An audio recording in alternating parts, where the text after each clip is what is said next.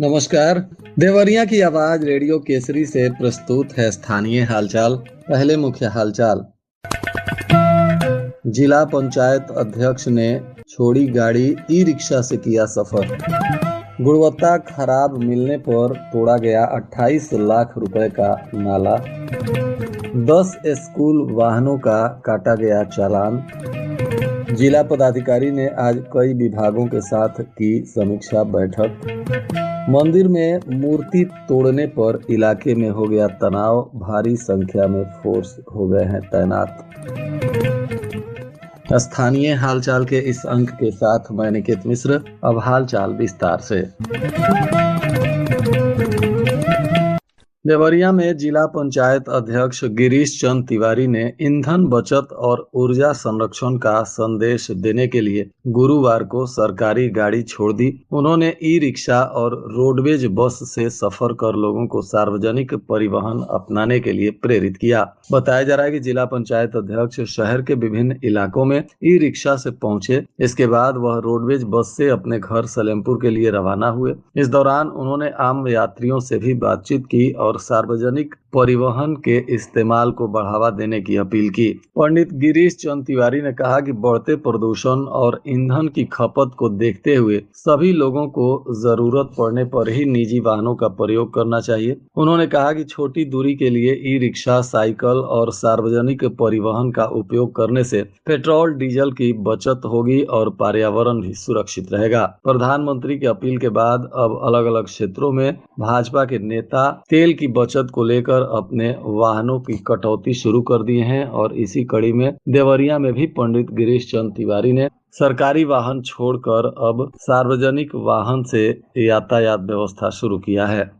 परिवहन आयुक्त उत्तर प्रदेश के निर्देश पर जनपद में बिना वैध परमिट अथवा परमिट अवधि समाप्त होने के बावजूद संचालित विद्यालय वाहनों के विरुद्ध अब सघन प्रवर्तन अभियान चलाया जा रहा है। अभियान के तहत 13 मई को परिवहन विभाग के द्वारा 10 विद्यालय वाहनों का चालान किया गया, जबकि 2 बसों को संबंधित थाने में निरुद्ध कराया गया। प्रशासन द्वारा संबंधित विद्यालयों के विरुद्ध मान्यता निरस्तीकरण की कार्रवाई भी प्रक्रिया में है। अधिकारियों ने स्पष्ट किया कि बच्चों की सुरक्षा से किसी प्रकार का समझौता नहीं किया जाएगा। इसी क्रम में कलेक्टेरिएट सभागार में जिलाधिकारी मधुसूदन हुल्गी की अध्यक्षता में समीक्षा बैठक भी की गई।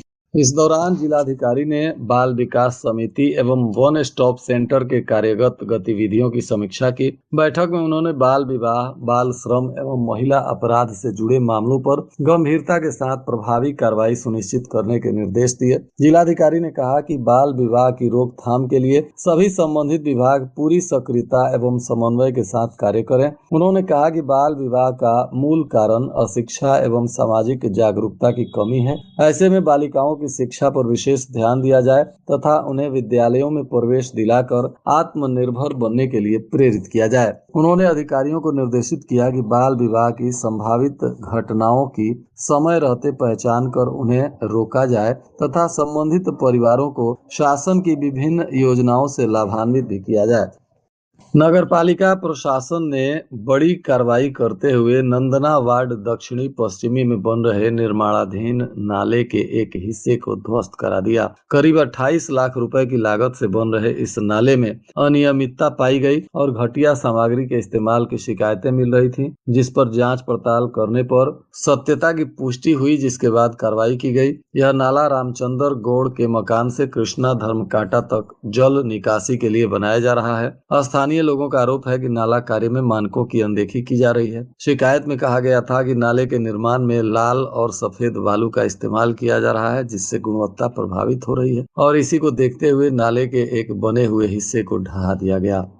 जिलाधिकारी ने जनता दर्शन में तरकुलवा विकास खंड के ग्राम हरपुर निजाम निवासी दिव्यांग दंपति रहमत अली एवं उनकी पत्नी खुशबून अपनी समस्या को लेकर पहुंचे थे, जिसको लेकर जिलाधिकारी ने संवेदनशीलता दिखाते हुए तत्काल संबंधित अधिकारियों को आवश्यक सहायता उपलब्ध कराने का निर्देश दिया था। अब इसी कड़ी में बताया जा रहा है कि दिव्यांग दंपति को जल्द ही दिव्यांग पेंशन की सहायता राशि मिलनी शुरू हो जाएगी।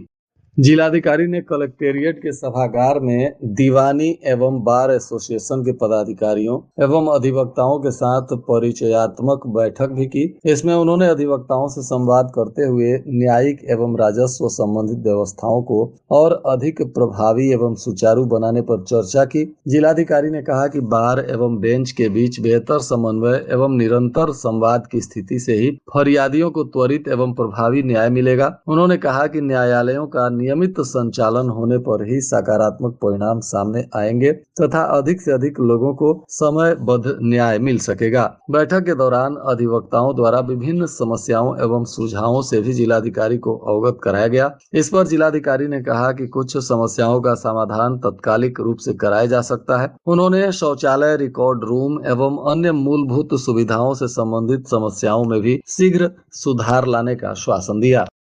इधर थाना अध्यक्ष भूपेंद्र सिंह ने बताया कि अज्ञात लोगों के खिलाफ मुकदमा दर्ज किया गया है और नई प्रतिमाएं स्थापित कराने की प्रक्रिया भी शुरू कर दी गई है। पुलिस आसपास के लोगों से भी पूछताछ कर आरोपियों की तलाश में जुटी हुई है।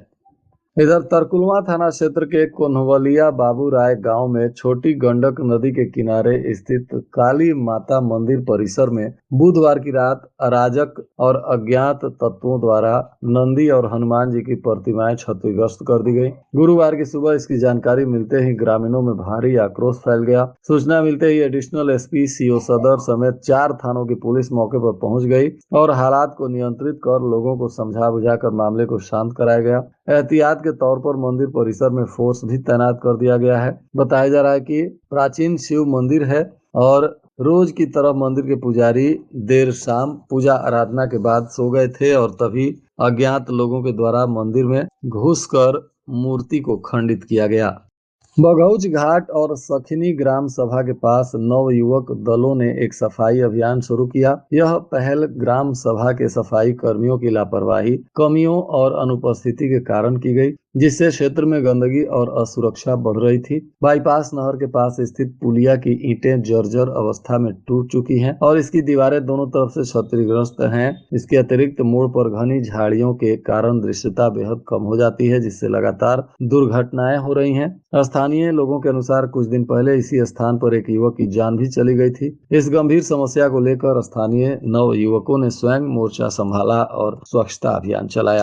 खुखुंदू पुलिस ने आबकारी अधिनियम के तहत केस दर्ज मामले में पुलिस और क्राइम ब्रांच की संयुक्त टीम ने 24 घंटों में 2 तस्करों को गिरफ्तार किया। इनके कब्जे से 360 सीसी अवैध अंग्रेजी शराब बरामद की गई। बताया जा रहा है कि इन पर अब आबकारी अधिनियम के तहत पुलिस कार्रवाई कर रही है। मुखबिर की सूचना पर पुलिस ने देवरिया सलेमपुर मार्ग पर बहादुरपुर स्थित महालक्ष्मी स्टील कॉरपोरेशन के पास घेराबंदी करते हुए इन दोनों आरोपियों को गिरफ्तार किया, जिसमें एक आरोपी छोटे उर्फ गफ्फार निवासी उजहनी बाजार कला बदायूं और दूसरा मोहम्मद हसनैन निवासी सुल्तानपुर मजरी का रहने वाला बताया जा रहा है। डीएलएड द्वितीय सेमेस्टर की परीक्षा जिले के कई केंद्रों पर शुरू हुई। परीक्षा के पहले दिन 49 प्रशिक्षुओं ने परीक्षा छोड़ दी। नकल विहीन परीक्षा कराने के लिए सभी केंद्रों पर इंतजाम किए गए थे। उड़न दस्ता भी केंद्र पर पहुंचा। जिले के 7 केंद्रों पर डीएलएड द्वितीय सेमेस्टर की परीक्षा चल रही है। 3 दिन तक चलने वाली परीक्षा के पहले दिन 2 प्रश्न पत्र की परीक्षा कराई गई। दूसरे दिन भी परीक्षा हुई। दोनों पालियों में मिलाकर कई छात्रों की अनुपस्थिति भी देखी जा रही है।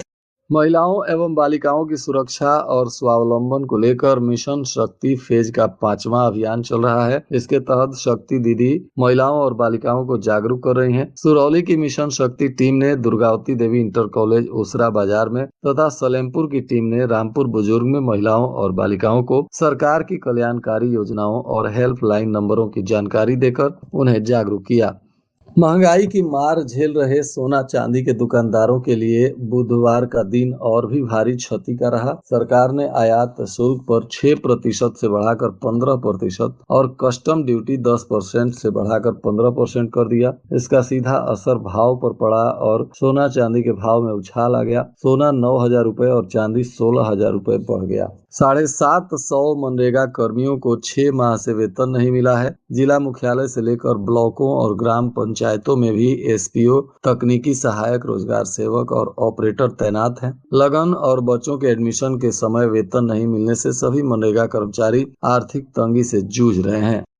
इधर रुद्रपुर तहसील सभागार में संभावित बाढ़ और सुरक्षा को लेकर समीक्षा बैठक की गई, जिसमें एसडीएम अवधेश कुमार निगम ने निर्देश देते हुए कहा कि क्षेत्र की सभी बाढ़ चौकियां 15 जून तक सक्रिय हो जाएंगी। इसमें किसी प्रकार की कोताही नहीं बरती जाएगी। उन्होंने कहा कि नाविकों और गोताखोरों की सूची तैयार कर उनके मोबाइल नंबरों का सत्यापन अगले दिन शाम तक सुनिश्चित कर लें, ताकि आवश्यकता पड़ने पर तत्काल सहायता उपलब्ध हो सके। बाढ़ सुरक्षा समितियों के गठन हेतु ग्राम प्रधानों से संपर्क करने, बाढ़ चौकियों पर आवश्यक सूचना उपलब्ध रखने तथा विद्यालयों को राहत केंद्र के रूप में चिन्हित करने के निर्देश दिए गए।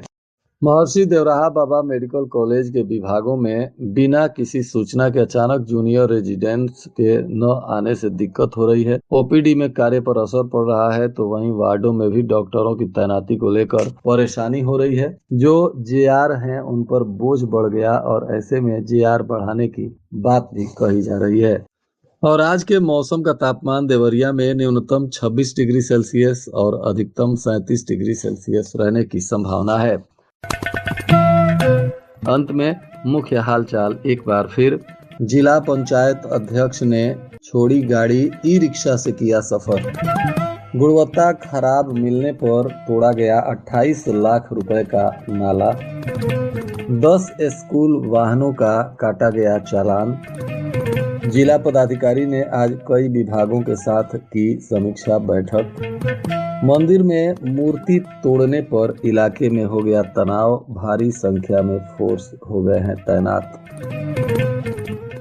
इसके साथ ही रेडियो केसरी से प्रसारित स्थानीय हालचाल का यह अंक समाप्त हुआ। नमस्कार।